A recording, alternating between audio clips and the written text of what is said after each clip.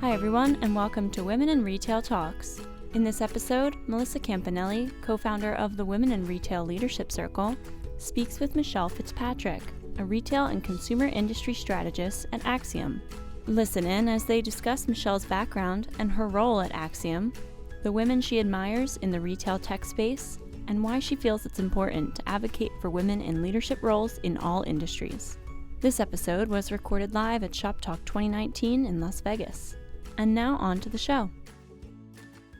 Hi everybody, it's Melissa Campanelli, and I'm here at Shop Talk at the Female Quotient Lounge with Michelle Fitzpatrick, who's a retail industry strategist at Acxiom, and we're here to talk about a little bit about tech and about women in retail.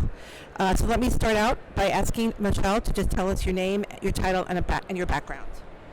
Well, hi. First, thanks for inviting me for this discussion today. I'm Michelle Fitzpatrick. I'm a retail industry strategist at Acxiom.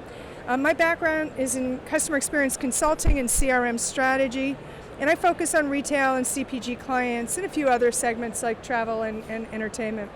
And I simply just love helping retail and consumer brands figure out how to best understand and engage with their customers to add value to the consumer as well as impact to their brand. Perfect. And tell us a little bit about Acxiom and how it helps retailers. So Acxiom has been a leader in people-based marketing solutions for nearly 50 years. Wow. with a specific focus on retailers. And we basically help our clients address business challenges by bringing together key capabilities like data and data enhancement, identity management, technology, omni-channel services, and a variety of professional services like strategy, analytics, and consulting. And basically we help our clients, really function more effectively in this omni-channel world.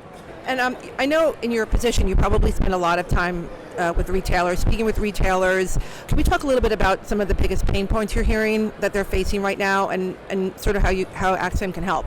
Sure. So clearly the retail environment has been going through an extended transformation and lots of disruption.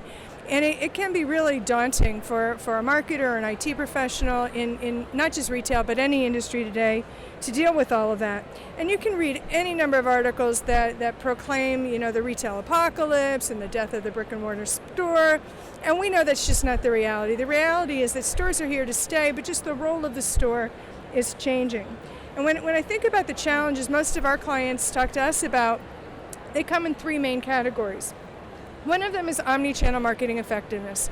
How do I recognize and understand who my consumer is in all the places she shops or all the places he shops or all the ways they interact with my brand? And it really creates some challenges in terms of being able to attribute results to the right places. So we basically help our clients kind of deal with that data environment by bringing together the information that they can and should collect from and about the consumer and all those places the consumer interacts, and unify it in a data layer so that it can be more powerful, not just in terms of interacting with the consumer, but understanding on behalf of the brand what works and what doesn't. The second major issue is data proliferation. The volume and velocity of data generated in the world today is increasing exponentially. And I think I heard the other day 90% of the world's data was created in the last 2 years alone. That's amazing. And the amount of data that's created per human being per minute around the globe is only continuing to accelerate. So dealing with all that data is a critical issue for businesses. It used to be something that was kind of the domain of the IT department, but now it's the domain of the enterprise. And then the third main issue that retailers talk to us about is kind of this balancing act between personalization and privacy, right? So the consumer deserves that personalized experience and the retailer wants to deliver it, yet collecting and managing that data about the consumer in an ethical way is really important. So kind of dealing with data collection, dealing with data privacy, and also being able to meet the consumer where they are in their buyer journey is a bit of a kind of a balancing act and a challenge for most marketers. Yeah, that's awesome. That is such an interesting statistic about the data. It's a big issue. So what do you think retail technology will look like, a year from now, 5 years from now, whatever you feel comfortable discussing? Yeah, boy, I really wish I knew the answer to that question because it's a bit of the Wild West when it comes to technology. I think I saw on the last Lumiscape that there were over 7,000 ad tech and martech technologies in the marketplace today, and boy, it can be daunting to figure out what to do. I think one thing I know for sure that AI and machine learning and AR, VR, the Internet of Things, all of those technologies are here to stay. The challenge for most marketing organizations, retail and others, is knowing what to do with those technologies. And Acxiom, because we're a data company, the reality is, unless you get their data layer right, those technologies are not going to give you your fullest opportunity. So the other thing that I know from a retail technology standpoint is mobile is where it's at. If we look at the holiday results from this last holiday season, sales were up, but store traffic was down. And the first question is, well, where did the sales come from? Well, clearly digital purchase is on the rise, but mobile is where the biggest increase in purchasing happened. So mobile is at the center of the universe. And so for all of these things, you need the right data, and you need to be asking the question, who is the customer, what do they want, and how can I serve them? And that kind of leads you toward the technology that makes sense for you.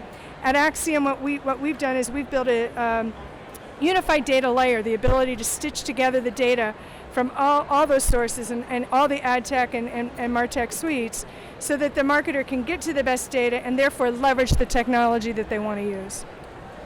Perfect. Let's shift gears a little as we're here with the Women in Retail Leadership Circle and on Women in Retail Talks, actually. So it seems like there are more and more women leaders in the retail technology space. So are there any women retail leaders out there who you admire, and why? Yeah, when this question came across, I paused for a moment, because I typically think, like, who's doing it right, from a brand perspective. But when you start saying who's doing it right as a woman in retail technology, I had to think about that a little bit. Clearly, as I said, retail is in this era of disruption and reinvention, and I think that's causing retailers to need to bring new types of talent into their organizations. But to specifically answer the question, there's 3 women in retail technology in particular that I'm paying attention to. One of them is Robin Bornkamp, and she's the Vice President of Supply Chain Strategy at Lowe's. And Robin and her team are doing some really incredible things to use technology and business process transformation to make the customer experience better. So things like streamlining the buy online and pick up in store process, things like launching a new direct fulfillment capability, and then streamlining the direct-to-consumer parcel delivery. And while all of those things may not be the sexiest things in marketing or what have you, they are pretty sexy when you're talking about making the customer experience frictionless and better, and create a competitive advantage through technology. And I think Robin and the team at Lowe's are doing a good job of that. The second woman that I'm paying attention to right now is Jennifer Canny, and she's an enterprise data architect at Columbia Sportswear Company. And what Jennifer's done in Columbia is really transform and modernize the way the organization thinks about data and insights. There are data and insights that are kind of the domain of the marketing organization, and they exist only to help make marketing campaigns better. But what I think Jennifer and her team appear to be doing is kind of looking at data as an enterprise asset, so that not only looking at the health of the consumer and the health of the campaign, but also looking at the health of the business. So I think she's definitely one to watch. And then the third one is Jenny Fleiss, the co-founder and CEO of JetBlack. Now clearly, we all heard of Jenny first with, when she co-founded Rent the Runway and really transformed and created a way to make designer clothing rentals convenient and fun for luxury buyers. But when I look at JetBlack and the way JetBlack is using technology to help busy moms buy what they need easily and conveniently, using assistants and bots and curated gift or beauty recommendations, I think it's interesting technology and one that I'm paying really close attention to. Those are great examples. I really appreciate the thought you put into that. So why do you feel it's important to advocate for women in leadership roles in all industries, not just retail? I have 2 main reasons. The first is that diversity of experience and ideas is essential to driving innovation and breakthrough in any team. I don't care what you're trying to do, whether you're trying to plan a vacation, whether you're doing a project with your spouse. I don't care what you're doing. Having diversity of ideas makes a difference, because if a team is too homogenous, they will definitely gravitate toward the same kinds of ideas and solutions. And so diversity kind of helps you get to better creativity and innovation. The second thing is that the demographics of our populations are changing. If we look at the boomers, it's a fairly homogenous population, 75% of boomers are Caucasian. And when we look at millennials and the Gen X behind them, it's a much more diverse population. So in order for us to be able to serve the community, the people that buy our products and services, we've got to reflect them in our decision making, in our staff, and in every part of our business. Now to do this, I think something's required. Not only do we need to look at having women and people of diverse backgrounds in terms of age, ethnicity, education, lifestyle, all that stuff, but we need that in the top ranks of our organization. More importantly, I also think we need it in the boardroom. It's got to be at a board level kind of point of emphasis. It's got to be a mission for any organization to have diversity in thinking at every level of the organization, but especially at the top. That's great information. Well, I think that's all we have time for, Michelle, but it was so great talking to you today, and I hope you enjoy Shop Talk. Thanks a lot. Thank you very much. Appreciate it. Bye-bye. Bye. Thanks for listening.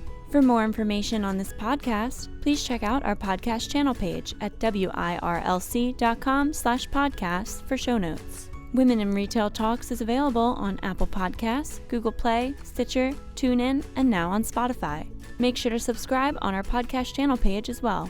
If you've enjoyed this episode, please take a few moments to rate and review this podcast. Thanks, and until next time, this has been Women in Retail Talks.